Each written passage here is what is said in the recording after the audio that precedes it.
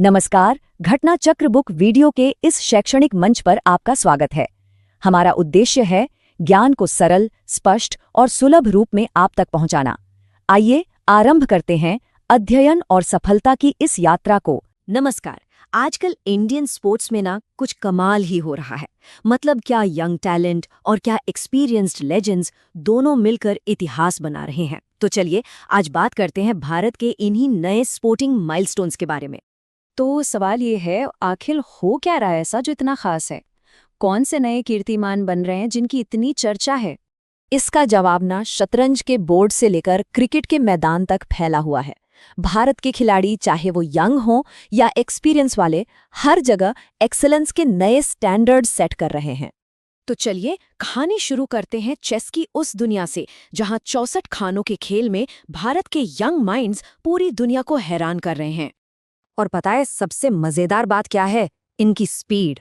मतलब कुछ ही हफ्तों के अंदर एक के बाद एक दो बड़े ग्रैंड मास्टर टाइटल इंडिया के नाम हो गए।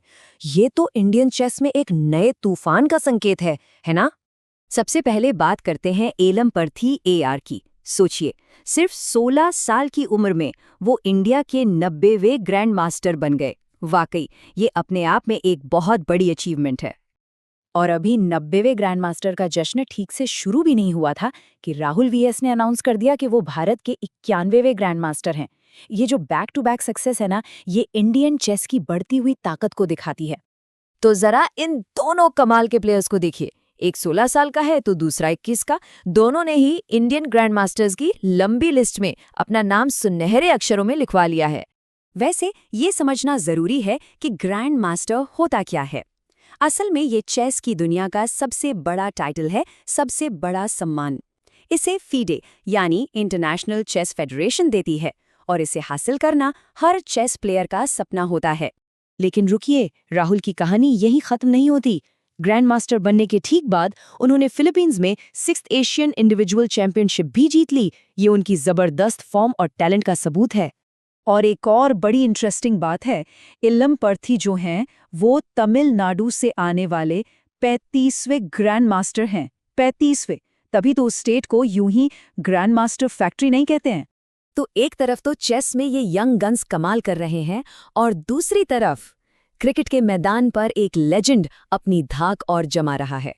जी हाँ, बात हो रही है हिटमैन रोहित शर्मा की। उन्होंने क्रिकेट के 50 ओवर फॉर्मेट यानी ओडीआई में एक और नया मुकाम हासिल कर लिया है। अब रोहित शर्मा ओडीआई में इंडिया के लिए सबसे ज्यादा रन बनाने वालों की लिस्ट में तीसरे नंबर पर आ गए हैं। तीसरे! ये बहुत बड़ी बात है। मतलब अब वो सचिन तेंदुलकर और विराट कोहली जैसे लेजेंड्स के क्लब में शामिल हो गए हैं। और पता है उन्होंने किसे पीछे छोड़ा? भारत के सबसे सफल कप्तानों में से एक सौरव गांगुली को। तो देखिए, एक तरफ चेस, दूसरी तरफ क्रिकेट। दोनों कहानियां अलग अलग हैं, है ना? लेकिन जब इन्हें साथ में देखते हैं तो इंडियन स्पोर्ट्स की एक बहुत बड़ी, एक बहुत शानदार तस्वीर सामने आती है। तो मोटी मोटी बात क्या है? बात यह है कि चेस में हमारे पास यंग टैलेंट की पूरी फौज तैयार हो रही है, जिसमें तमिलनाडु सबसे आगे है। और क्रिकेट में हमारे एक्सपीरियंस वाले स्टार्स वो अभी भी नए नए रिकॉर्ड्स बना रहे हैं। तो कुल मिलाकर हम ये कह सकते हैं कि इंडियन एथलीट्स की एक नई लहर आ चुकी है। एक ऐसी लहर जो हर खेल में एक्सेलेंस के नए लेवल सेट कर रही है। ये सिर्फ रिकॉर्ड्स नहीं है, ये तो आने वाले कल की एक झलक है। अब सवाल ये उठता है कि अगला बड़ा रिकॉर्ड कौन बनाएगा और किस खेल में? जो भी हो, इंडियन स्पोर्ट्स का फ्यूचर बहुत ही एक्साइटिंग लग रहा है।